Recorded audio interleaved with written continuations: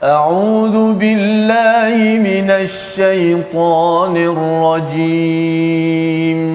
بسم الله الرحمن الرحيم. الحمد لله رب العالمين الرحمن الرحيم مالك يوم الدين إياك نعبد وإياك نستعين اهدنا الصراط المستقيم صراط الذين أنعمت عليهم غير المغضوب عليهم ولا الضالين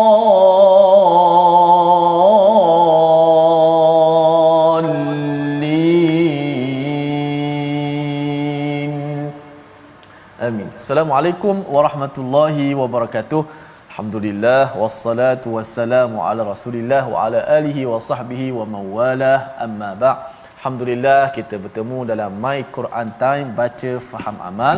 Moga-moga suratul Fatihah yang kita baca sebentar tadi mengawali program kita mendapat limpahan barakah dan doa yang kita pohon, ihdinas siratal mustaqim, ya Allah tunjukkanlah kepada kami jalan yang mustaqim, jalan yang lurus. Mudah-mudahan kita terus istiqamah di atas jalan kebenaran ini. Alhamdulillah, seperti biasa kita baca sedikit doa. Subhanaka la ilma lana illa ma 'allamtana innaka antal alimul hakim. Rabbi zidni ilma. Amin amin Allahumma amin. Baik, seperti biasa insya-Allah pada pagi ini, pada kali ini kita akan menelusuri sedikit akhir daripada surah Sad dan akan masuk satu surah yang baru bersama dengan Al-Fadil Profesor Madya Dr. Ahmad Sanusi. Apa khabar Doktor? Alhamdulillah sihat. Ustaz Tirmizi sihat ya? Alhamdulillah. Nampak ceria hari ini Ustaz Tirmizi. Masya-Allah, alhamdulillah dapat rehat cukup. Masya-Allah. Baik, bismillahirrahmanirrahim. Alhamdulillahirabbil alamin wassalatu wassalamu ala asyrafil anbiya'i wal mursalin sayyidina Muhammadin wa ala alihi wa ashabihi ajma'in. Amma ba'd. Apa khabar tuan-puan, ibu ayah, para penonton yang dirahmati Allah sekalian? Mudah-mudahan semuanya berada dalam keadaan yang sihat sejahtera dan mudah-mudahan semuanya berada dalam keadaan yang bersedia. Hari ini kita bersedia dengan pelbagai perkara. Kita bersedia untuk membaca Al-Quran, bertadabbur Al-Quran. Kita bersedia juga untuk menghadapi bulan-bulan yang akan datang, mempersiapkan diri kita dengan segala kelengkapan yang sepatutnya diperlukan.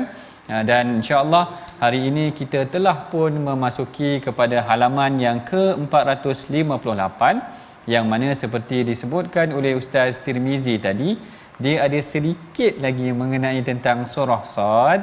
Dan kemudian kita akan masuk kepada surah yang baru, alhamdulillah, iaitu surah Az-Zumar. Surah Az-Zumar yang mana perbincangan, perincian mengenai tentang perkara ini kita akan perincikan selepas daripada ini. Tapi sebelum tu tuan-puan, mari sama-sama kita saksikan sinopsis. Apakah pengajian kita pada hari ini bersekitar tentang apa? Yang pertama, kita akan ambil penghujung daripada surah Sad, iaitu daripada ayat 84 hingga 85 menceritakan sambungan sedikit kisah tentang Nabi Adam dan Iblis. Manakala ayat 86 hingga 88 iaitu mengenai tentang sikap da'i, dakwah dan mukjizat Al-Quran. Ini istimewa penutup surah As-Sad. Kemudian kita akan masuk kepada surah Az-Zumar, surah Az-Zumar yang mana ayat 1 sehingga ayat 4 menceritakan tentang sumber Al-Quran dan perintah memurnikan ibadah hanya untuk Allah. Manakala ayat yang kelima antara bukti tauhid yang dipersembahkan dalam Al-Quran yang menunjukkan kesempurnaan kuasa dan kekuasaan Allah Ta'ala. Itulah dia sinopsis pengajian kita pada hari ini insya-Allah, yang mana kita akan bahagikan seperti biasa ada dua bahagian. Bahagian yang pertama nanti perbincangannya mungkin penutup kepada surah Sad itu sendiri, dan kemudian part yang kedua, perbincangan yang kedua adalah mengenai tentang sedikit perbincangan permulaan surah Az-Zumar. Baik, bagi kita menghayati perbincangan kita, mari sama-sama tuan-puan kita baca bacaan pengakhiran daripada surah Sad dan sedikit awal daripada surah Zumar, iaitu surah Sad sehingga ayat yang ke-88, dan kemudian permulaan surah Az-Zumar kita akan baca daripada ayat 1 sehingga ayat 2 insya-Allah, yang akan dipimpin oleh Ustaz Tirmizi kita. Silakan Ustaz. Baik, alhamdulillah, terima kasih Fadil Ustaz Dr. Ahmad Sanusi. Baiklah sahabat-sahabat, kita nak meneruskan lagi pengajian kita My Quran Time baca faham amal. Penonton-penonton boleh terus sila bantu kita untuk sama-sama kita sebarkan majlis ilmu kita. Tekan butang share dekat bawah, boleh share dalam grup-grup WhatsApp yang ada. My Quran Time jam 12 setiap hari insya-Allah. Baik, kita akan baca akhir surah Sad, sedikit ada 5 ayat pendek-pendek. Kemudian kita masuk 2 ayat daripada surah Az-Zumar, dan kita tahu hari ini kita akan baca melangkau akhir surah Sad dan masuk basmalah dan awal surah Zumar. Ada 3 kaedah kita menyambung antara 2 surah dan dengan basmalah. Yang pertama dipanggil qat'ul jami', wakaf semua. Maksud dia ayat terakhir surah Sad, wala ta'lamunna naba'ahu ba'da hin, wala ta'lamunna naba'ahu ba'da hin, wakaf. Kemudian bismillahirrahmanirrahim, wakaf. Kemudian terus pada ayat pertama surah Az-Zumar, tanzilul kitabi minallah. Itu kaedah pertama, itu biasa kita baca. Tapi jangan lupa basmalah ya. Akhir surah, wakaf, basmalah, wakaf. Kemudian ayat pertama surah Az-Zumar. Itu kaedah pertama, disebut sebagai al-qat'ul jami'. Yang kedua, wakaf di akhir surah Sad, kemudian menyambung basmalah dengan awal surah Az-Zumar. Seperti kita wakaf, kemudian kita sambung basmalah, bismillahirrahmanirrahim, tanzilul kitab, contoh. Itu kaedah kedua. Kaedah ketiga, waslul jami', sambung semua. Akhir surah Sad sambung dengan basmalah, sambung dengan awal surah Az-Zumar. Ini memerlukan nafas sedikitlah. Kalau kita rasa tak mampu, jangan tebinglah. Orang Terengganu kata jangan cari pasal. Kan tiba-tiba kita nak sambung-sambung daripada akhir surah Sad, awal basmalah, nafas tak cukup, berhenti pada basmalah. Itu menjadi satu tegahan dan larangan. Yang keempat, larangan. Apa larangan dia? Dia menyambung akhir surah dengan basmalah, kemudian berhenti pada basmalah tu, kemudian disambung awal surah. Ini kaedah yang ditegah, tak boleh, kerana memberi keraguan. Bismillah ni duduk pada mana, sedangkan basmalah ni awal surah. Tapi bila kita wakaf sekali dengan akhir surah, seolah-olah jadi basmalah ni akhir surah Sad pula. Apatah lagi bila kita wakaf, ada pula orang kacau kita, anak kita kacau ke, ada orang beri salam, kita berhenti dengan basmalah, pelik. Basmalah ni untuk mula, tiba-tiba bismillah, sadaqallah pula, kan tak kena. Maka 3 kaedah tadi saja, dan kita guna kaedah yang pertamalah, wakaf semua. Akhir surah, basmalah dan awal surah. Senang insya-Allah. Bismillah. Jom sama-sama kita baca. Auzubillahi minasyaitonirrajim. Qala fal haqq wal haqq aqul. Qala fal haqq wal haqq aqul. لأملأن جهنم منك ومن من تبعك منهم أجمعين قل ما أسألكم عليه من أجر وما أنا من المتكلفين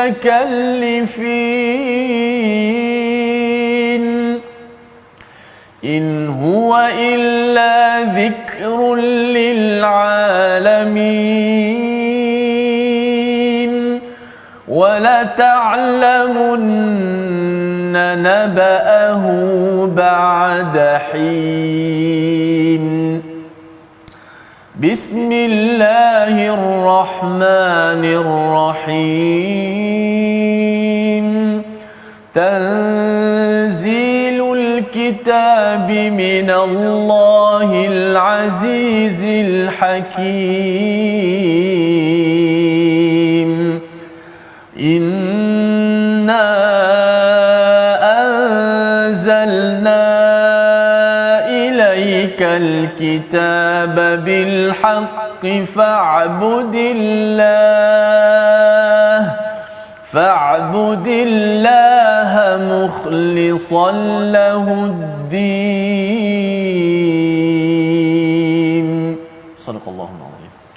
Sadaqallahul azim. Dan pada ayat yang ke-84 Allah Ta'ala berfirman, maka yang benar adalah sumpahku dan hanya kebenaran itulah yang aku katakan. Yang ini adalah ayat ataupun petunjuk yang Allah Ta'ala berikan kepada Rasulullah yang mempunyai kesinambungan. Pada hakikatnya dia berkaitan dengan halaman yang sebelum daripadanya, iaitu kalau kita tengok halaman yang sebelum daripadanya itu kisah mengenai tentang iblis dan Nabi Adam. Nabi Adam dan kisah iblis ini menceritakan bagaimana, kalau perbincangan kita tuan-puan masih lagi ingat pada hari yang sebelum ini, bagaimana Allah Ta'ala menceritakan mengenai tentang sifat iblis ini, sifatnya takabbur.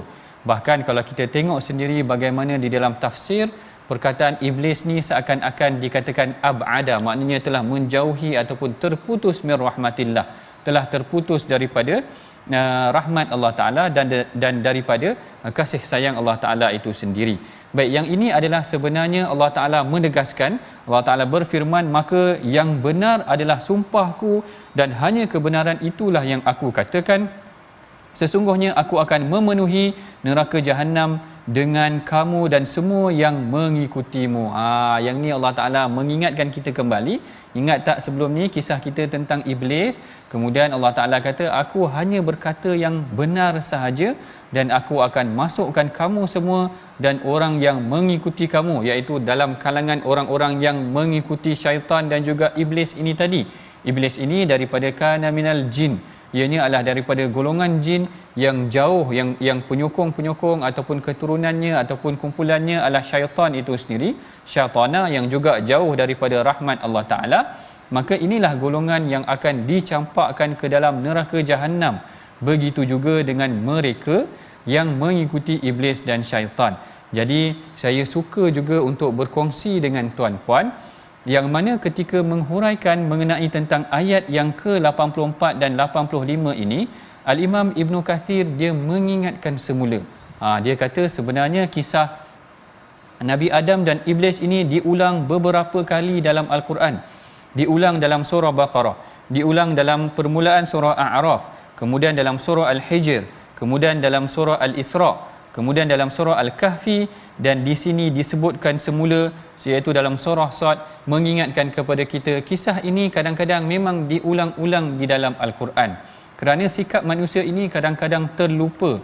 Lalu Allah Ta'ala ingatkan semula kisah-kisah tersebut di dalam Al-Quran, dan kadang-kadang pengulangan yang diulang semula. Yang ini pandangan Al-Imam ataupun Syekh Said Qutub, kerana dia kata tidak ada takrir, tidak ada pengulangan di dalam Al-Quran, kerana Allah Ta'ala akan mendatangkan sesuatu yang baru dalam pengulangan tersebut. Jadi sebenarnya tak berulang pun, sebab kalau berulang dia akan datangkan satu maklumat yang baru. Ini istimewanya Al-Quran. Kisah Nabi Adam dan Iblis ini walaupun nampak seperti berulang-ulang, tetapi sebenarnya ianya adalah satu maklumat yang penting yang ingin disampaikan. Kerana yang pertama, sifat manusia itu sendiri adalah manusia itu sendiri pelupa, dan yang keduanya adalah ingin disampaikan mesej yang baru di dalam ini, yang mana banyak pengajaran yang penting yang telah kita bincangkan pada pertemuan kita yang lalu. Dan akhirnya Allah Ta'ala ajar kepada Rasulullah. Ini juga penting. Allah Ta'ala kata kepada Rasulullah, "Qul ma as'alukum alaihi min ajrin wa ma ana minal mutakallifin." Allah Ta'ala katakan kepada Rasulullah, katakan wahai Muhammad, aku tidak meminta bayaran sedikit pun kepadamu ke atas dakwahku. Nak ceritakan bagaimana sebenarnya apa yang dilakukan oleh Rasulullah. Kan kita dah cerita dah, surah Sad ini adalah sebenarnya diturunkan di Makkah, dan dalam keadaan Rasulullah berada dalam keadaan tertekan, ditekan dengan pelbagai tekanan. Lalu Allah Ta'ala mendatangkan pelbagai cerita untuk menenangkan hati Rasulullah. Ujian-ujian yang dikenakan terhadap kaum yang terdahulu. Ada dalam kalangan Quraisy barangkali menganggap Rasulullah ni menyampaikan dakwah untuk mendapat kedudukan, untuk mendapat duit, untuk mendapat harta dan pangkat sebagainya. Lalu di penutup di akhir surah ini Allah Ta'ala ingatkan kepada Rasulullah. Allah Ta'ala kata, katakan wahai Muhammad kepada mereka, apa yang diajarkan ini ataupun dibimbing, diwahyukan ini adalah sesuatu yang bukan aku minta upah daripadanya, dan bukanlah Rasulullah itu mutakallifin, golongan ataupun orang yang mengada-adakan. Dan kalimah mutakallifin ini tidak semestinya kalimah mutakallifin ini selain maksudnya mengada-adakan, ianya juga membawa maksud tidak memberatkan. Sebab kita faham takalluf ini maksudnya adalah kadang-kadang memberatkan, dan Islam tidak memberikan sesuatu perkara yang berat kepada umatnya itu. Dan di penghujung ayat ini Allah Ta'ala kata, in huwa illa zikrun lil alamin wala ta'lamunna naba'ahu ba'dahin. Cantik dekat sini, saya suka ingatkan kembali kepada tuan-puan, kalau ayat yang ke-87 di penutup surah ini, Allah Ta'ala ceritakan tentang in huwa illa zikrun lil alamin. Kembali kita balik kepada awal halaman yang pertama surah Sad, Allah Ta'ala sebut dalam ayat pertama, wal Qur'ani dzidzikr. Quran itu adalah peringatan. Penutupnya Allah Ta'ala kembalikan balik, in huwa illa zikrun lil alamin. Allah Ta'ala ingatkan semula. Kalau penutup tadi aku dah ingatkan kepada kamu semua bahawa Quran ini pemberi ingatan, penutupnya juga Allah Ta'ala menegaskan semula, ini adalah pemberi peringatan buat seluruh alam, dan kamu semua akan tahu ba'dahin. Ba'dahin ini penafsiran ulama berbeza-beza. Ada yang memaksudkan hin itu membawa maksud kematian. Maknanya kamu akan pasti tentang kisah-kisah kebenaran, berita-berita kebenaran ini setelah kamu menemui kematian. Maknanya dah mati, Allah Ta'ala bangkitkan, baru dia beriman. Baru dia tersedar, oh selama ni apa yang aku baca daripada Al-Quran sebenarnya betul. Itu pertama, huraian pertama daripada perkataan hin itu sendiri.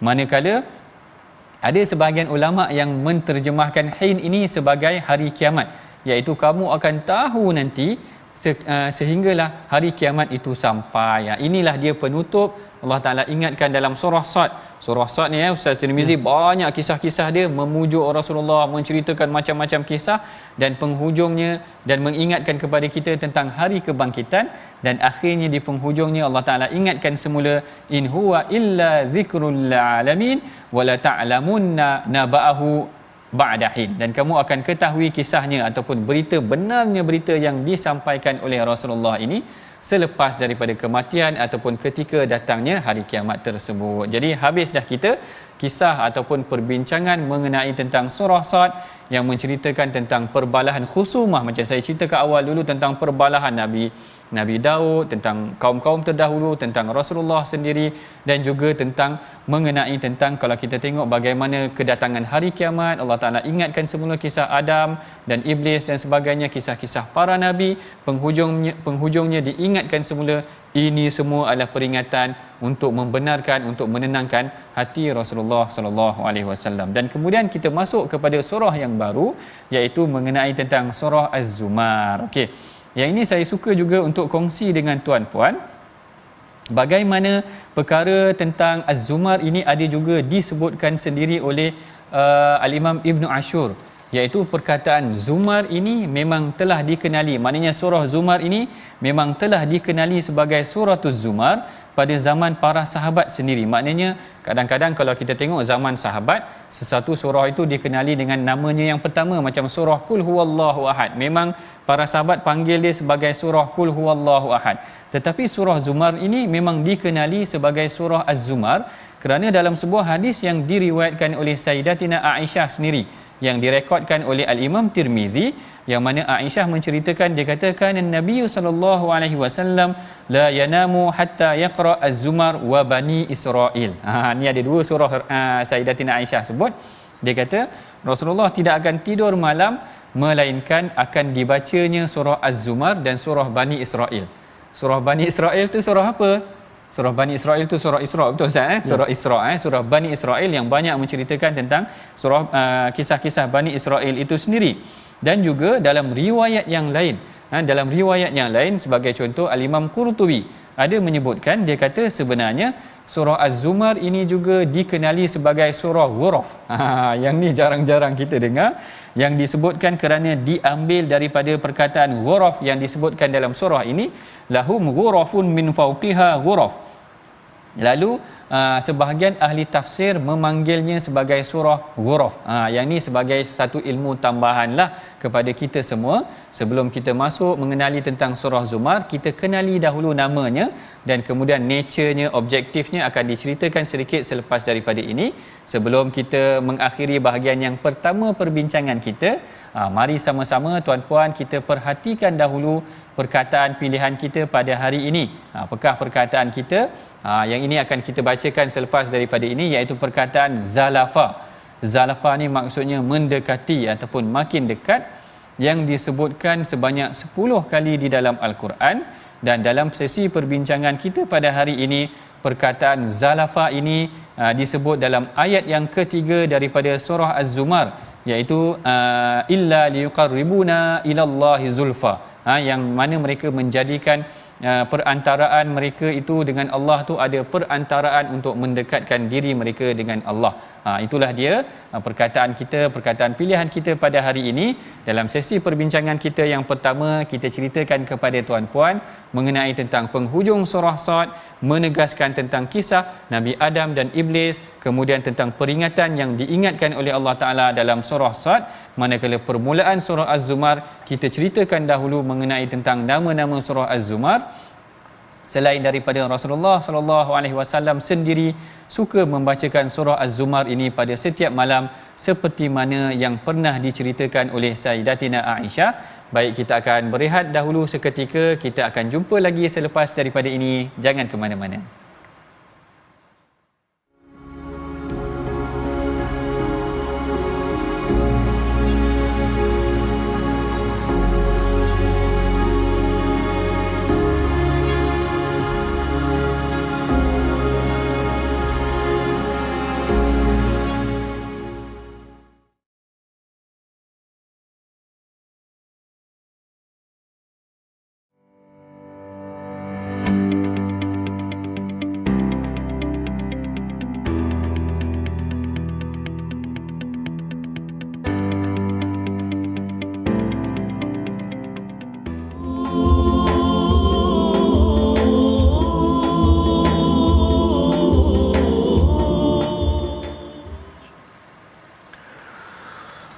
وَلَتَعْلَمُنَّ نَبَأَهُ بَعْدَ حِينٍ بِسْمِ اللَّهِ الرَّحْمَنِ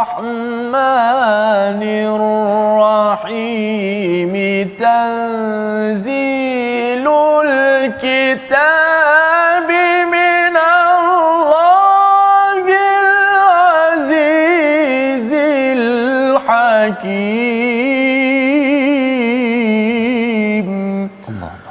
Sadaqallahul Azim.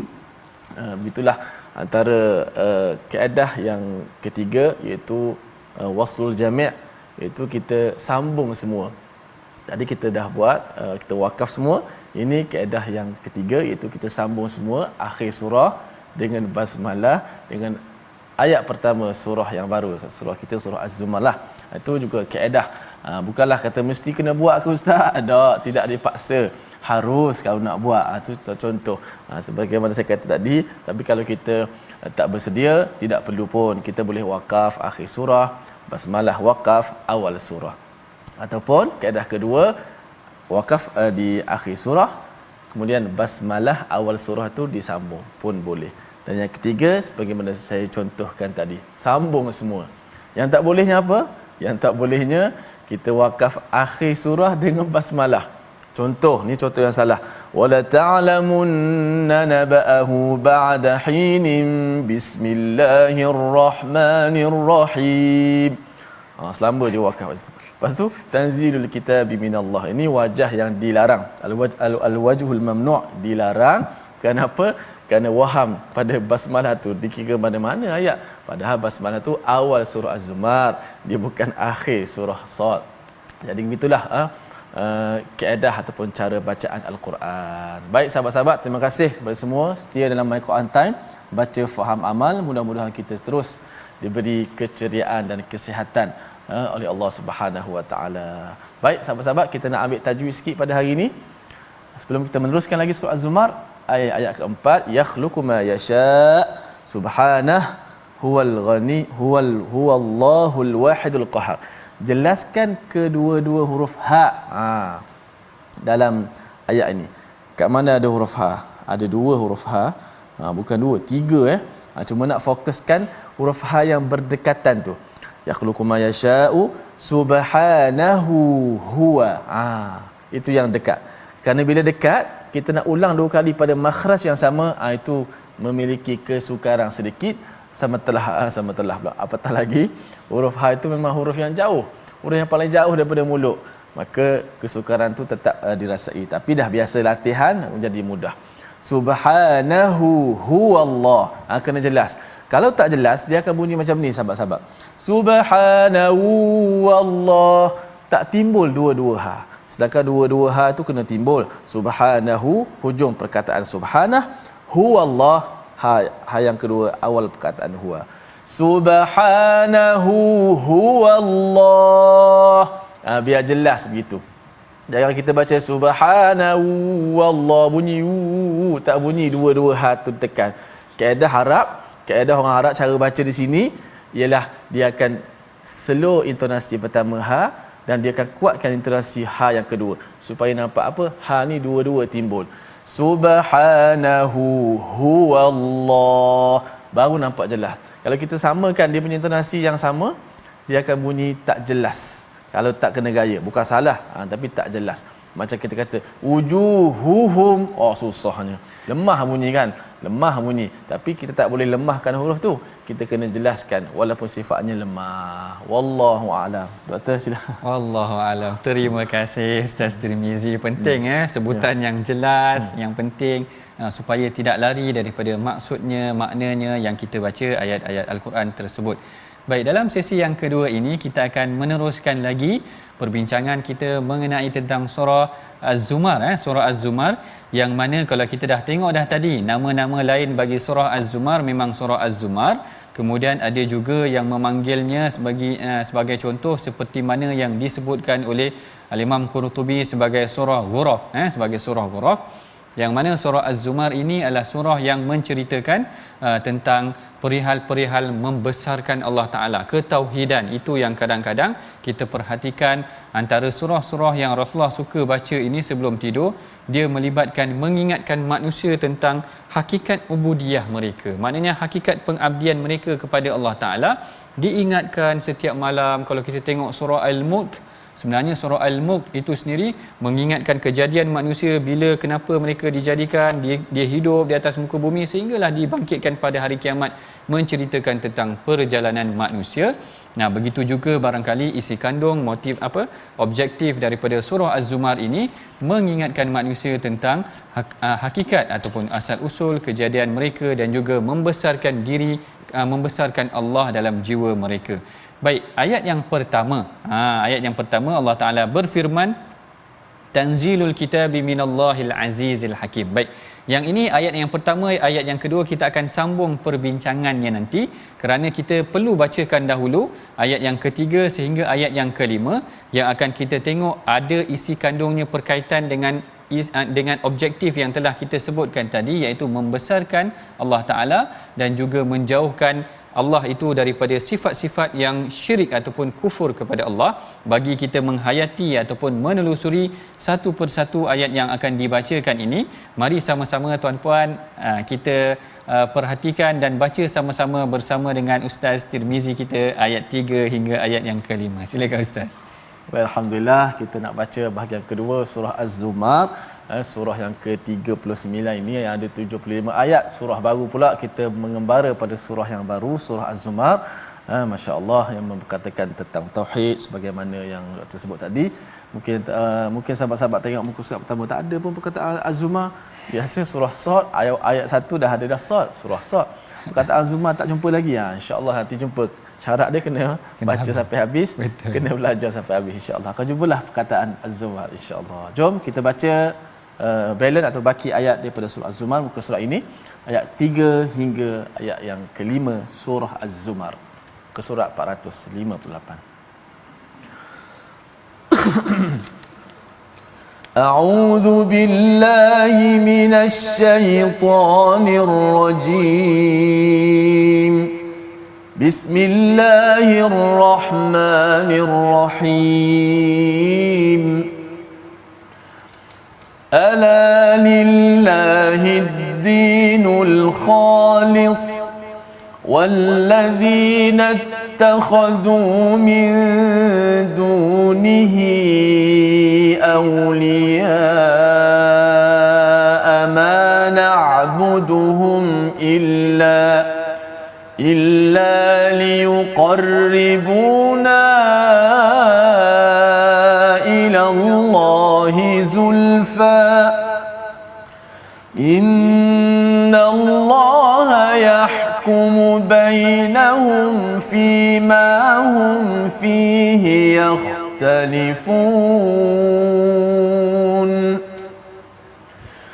إن الله لا يهدي من هو كاذب كفار لو أراد الله أن يتخذ ولدا لاصطفى مما يخلق ما يشاء سبحانه هو الله الواحد القهار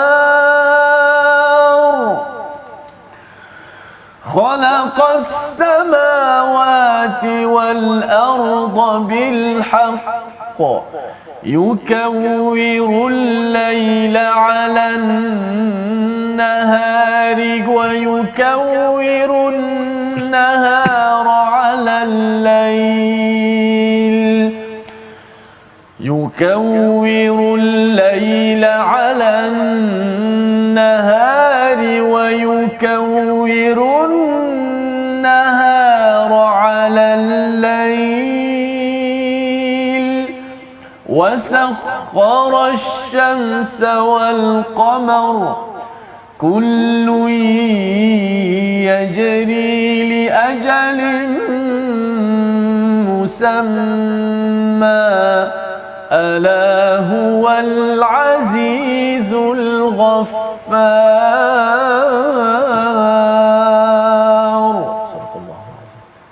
Sadaqallahul Azim.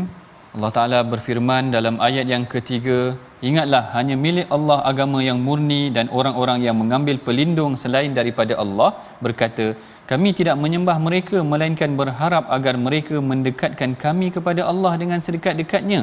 Sesungguhnya Allah akan memberi keputusan di antara mereka tentang apa yang mereka perselisihkan. Sesungguhnya Allah tidak memberi petunjuk kepada pendusta dan dipalingkan, iaitu yang ingkar. Yang ini adalah penegasan pada hakikatnya tuan-puan mengenai tentang sikap orang-orang kafir, iaitu sikap orang Quraisy itu sendiri, yang mana mereka mencipta Tuhan yang baru untuk mendekatkan diri mereka kepada Allah. Ini alasan yang mereka berikan. Tetapi ini adalah mengenai tentang ayat yang ketiga. Ayat yang pertama kita kembali sedikit ke belakang menceritakan tentang penegasan. Allah Ta'ala menurunkan kitab ini. Kalau tuan-puan masih lagi ingat, pada ayat yang awal surah Sad, Allah Ta'ala menceritakan sifat Al-Quran itu sebagai Dzikr, iaitu yang mempunyai peringatan. Lalu di permulaan surah Az-Zumar, Allah Ta'ala menceritakan yang mana Quran ini adalah diturunkan daripada Allah Ta'ala yang maha perkasa dan bijaksana. Tanzilul kitabi minallahil azizil hakim, iaitu Allah Ta'ala nak tegaskan kepada orang-orang yang kafir itu tadi. Bila mula sahaja surah Az-Zumar ini terus ditegaskan, inilah dia Quran yang diturunkan daripada Allah yang maha perkasa lagi maha bijaksana.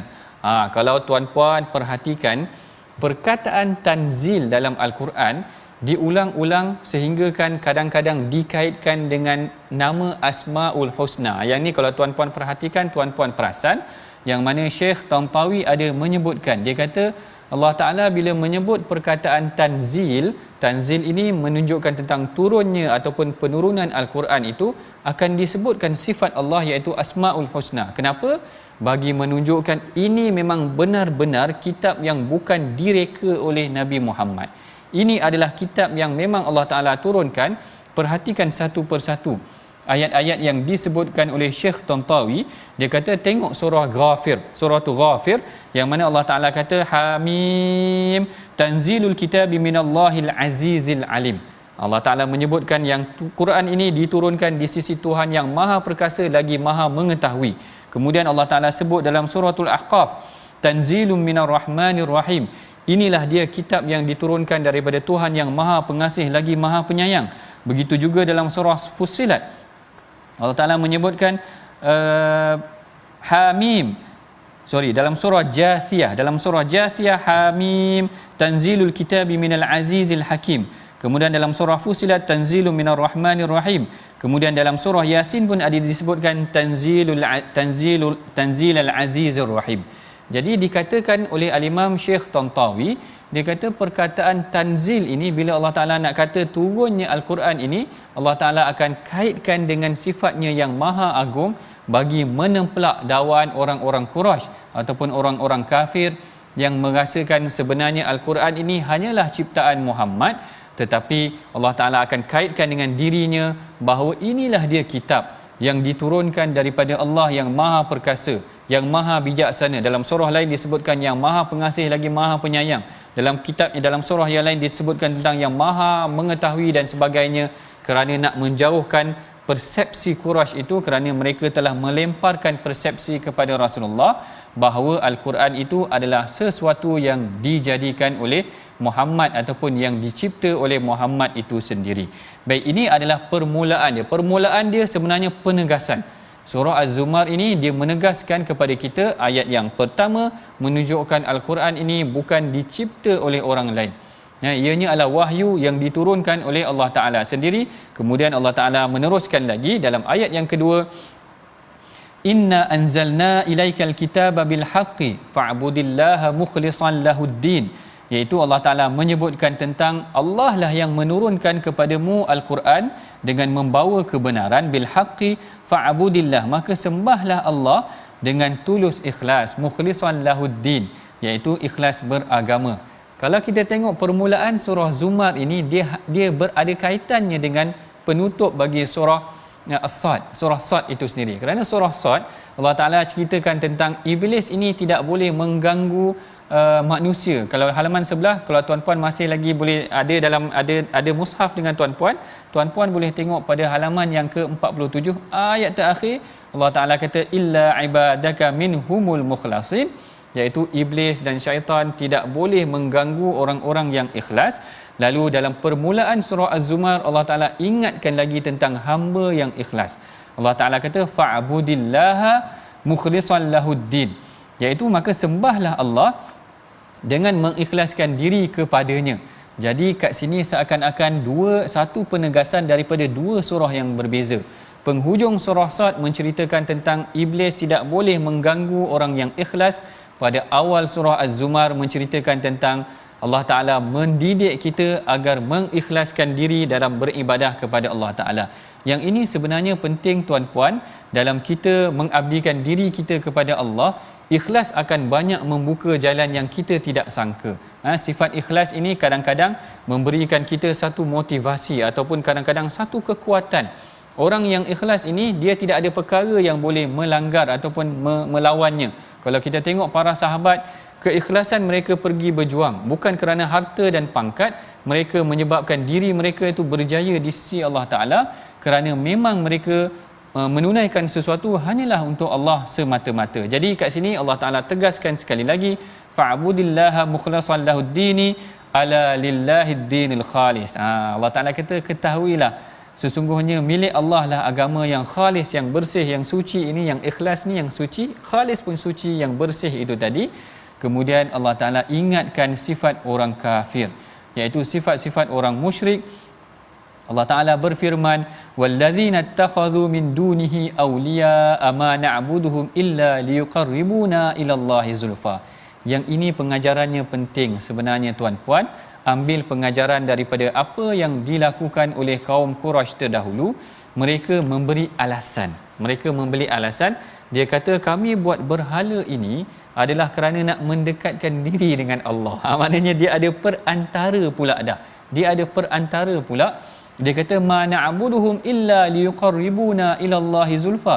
Kami tak sembah berhala-berhala ini melainkan untuk mendekatkan kami dengan Allah. Yang ni pengajarannya kita tengok selepas daripada ini, ada dalam kalangan kita yang mencipta sesuatu yang baharu yang tidak ada dalam agama. Apabila ditanya kepada mereka, mereka kata, oh kami buat begini hanyalah untuk mendekatkan diri kami dengan Allah. Sedangkan apa yang diajarkan oleh Rasulullah sallallahu alaihi wasallam sebenarnya telah memadai. Yang kalau mengenai tentang zulfa ataupun ciptaan-ciptaan baharu yang direka oleh orang-orang Quraisy ini, disebutkan oleh Al-Imam Ibn Kathir sendiri. Dia kata bagaimana sebenarnya orang-orang Quraisy ataupun orang-orang musyrik ini ketika mana mereka menunaikan haji, dia ada talbiyah dia. Kan kita talbiyah kita labbaik Allahumma labbaik labbaik la syarika lak labbaik innal hamda wan ni'mata laka wal mulk la syarika lak. Tetapi lafaz talbiyah yang direka oleh Quraisy berbeza sedikit, yang mana disebutkan di dalam tafsir Ibn Kathir ini, orang-orang jahiliah ketika mana mereka menunaikan haji, mereka akan menyebut labbaik la syarika lak. Itu dah betul lah, kami menyahut engkau ataupun menyahut seruanmu wahai Allah, yang mana tidak ada syirik kepadamu, illa syarikan huwa lak. Dia tambah satu lagi, kami tak syirik kepada engkau melainkan ada sekutu yang telah engkau setuju. Maknanya ada tambahan yang dia reka sendiri, yang mana dia kata tamlikuhu wa ma laka, iaitu yang kau memilikinya dan dia juga maknanya apa yang kau kehendaki. Jadi ini ciptaan baharu. Lafaz talbiyah yang direka oleh orang-orang kafir, iaitu orang musyrik itu tadi, seakan-akannya nampak macam baik. Nampak macam baik, tetapi dia ada elemen yang menyekutukan Allah. Elemen yang menyekutukan Allah, sebab dia kata labbaik la syarika lak illa syarikan huwa lak. Dia kata kami menyambut seruan kau, tidak ada syirik kepada engkau, tidak ada sekutu bagi engkau melainkan sekutu yang engkau setujui. Itu tadi. Jadi kat sini pengajaran kita tengok sikit tadabbur dekat dalam diri kita. Kadang-kadang kita perhatikan ada kalangan orang-orang sekeliling kita yang mencipta sesuatu yang baru, yang nampak seakan-akan macam tidak menyembah kepada sesuatu yang baru, tetapi kita bimbang. Walaupun alasannya mereka gunakan untuk mendekatkan diri dengan Allah, tapi kita takut sebenarnya tuan-puan, takut kita telah membuat sesuatu yang tidak diperintahkan ataupun tidak disyariatkan oleh Allah itu sendiri, dan kita memberikan alasan untuk mendekatkan diri kita dengan Allah. Jadi jalan yang paling selamat adalah apa yang telah diajarkan oleh baginda Nabi sallallahu alaihi wasallam. Itu yang lebih mudah sebenarnya tuan-puan, yang mana Rasulullah la atqakum, orang yang paling bertakwa, orang yang paling takutkan kepada Allah, tetapi baginda telah menggariskan kita satu panduan yang jelas, yang tidak perlukan kepada sekutu, yang tidak perlukan kepada sesuatu yang baharu. Baik, kemudian kalau kita tengok ayat yang seterusnya, keempat dan kelima, menunjukkan kebesaran Allah Ta'ala, dan Allah Ta'ala menegaskan bahawa inilah bukti-bukti tauhid Allah Ta'ala sebenarnya adalah melalui kejadian ataupun ciptaan yang diciptakan oleh Allah Ta'ala itu sendiri. Baik, kita telah pun hampir sampai ke penghujung rancangan. Sekejap rasanya Ustaz. Minta maaf Ustaz. Banyak pula cakap hari ini. Terisi tak apa. InsyaAllah. Jadi kita bacakan dahulu resolusi pengajaran yang boleh kita ambil daripada pengajian kita dalam surah Az-Zumar itu tadi, iaitu yang pertama ataupun yang satu-satunya pengajaran kita pada hari ini, tindakan kita adalah sampaikan dakwah dan kebenaran. Ikhlas kerana Allah. Ikhlas ini penting tuan-puan, disebutkan dalam ayat yang penghujung kepada surah surah Sad itu, kemudian diingatkan kembali oleh Allah Ta'ala dalam permulaan surah Az-Zumar. Jadi itulah dia sedikit. Ada tambahan lagi, minta maaf saya. Okey, yang pertama adalah bina diri, keluarga dan masyarakat ikut acuan Al-Quran, kamu akan selamat. Yang ni adalah daripada ayat yang kedua. Manakala ayat yang kelima, perhatikan ayatul kauniyah, iaitu ayat-ayat kejadian Allah Ta'ala, kerana melalui ayat inilah dia akan memberikan keinsafan seorang hamba, yang menunjukkan bagaimana ayat-ayat ini membuktikan kebesaran Allah. Itulah dia antara resolusi pengajaran yang boleh kita pelajari pada hari ini. dekatkan diri kita dengan Allah Ta'ala melalui alam semesta ini. Mudah-mudahan Allah Ta'ala akan mengampunkan dosa kita dan memberkati kita. Kita berkati pengajian kita pada hari ini dengan bacaan doa yang akan dipimpin oleh Ustaz Tirmizi kita. Silakan Ustaz. Bismillahirrahmanirrahim. Alhamdulillah wassalatu wassalamu ala Rasulillah wa ala alihi wa sahbihi wa mawalah. Ya Allah, ya Tuhan kami, kurniakanlah kekuatan kepada kami dalam kami berdakwah. Amin. Ya Allah, kurniakanlah kekuatan kepada kami ya Allah dalam kami menyampaikan kebenaran ya Allah. Amin. Pilihlah kami di kalangan hamba-Mu yang kuat, menjadi orang beriman yang kuat ya Allah. Ya Allah, bersihkanlah hati kami daripada sifat riak ya Allah. Bersihlah amalan kami daripada sifat riak ya Allah. Ya Allah, bersihkanlah hati kami daripada sifat munafik ya Allah. Jadikanlah Al-Quran yang kami baca benar-benar meresap masuk dalam hati kami ya Allah. Hubungkanlah kami dengan Al-Quran sentiasa ya Allah. Amin ya rabbal alamin. Alhamdulillah, itulah sikit sebanyak doa yang kita panjatkan. Mudah-mudahan bacaan kita sampai dan kita mendapat manfaat daripada apa yang kita baca dan apa yang kita tadabbur insya-Allah. Terima kasih doktor sekali lagi. Dan kita ajak sahabat-sahabat semua untuk kita menyumbang dalam tabung gerakan Al-Quran. Moga-moga memberi manfaat kepada umat insya-Allah. Dan jangan lupa saksikan ulangan pada malam ini My Quran Time dan juga pada esok hari. Dan sentiasalah hidup kita ini sinari dengan Al-Quran Karim. Terima kasih kepada semua. Jumpa lagi My Quran Time, baca, faham, amal.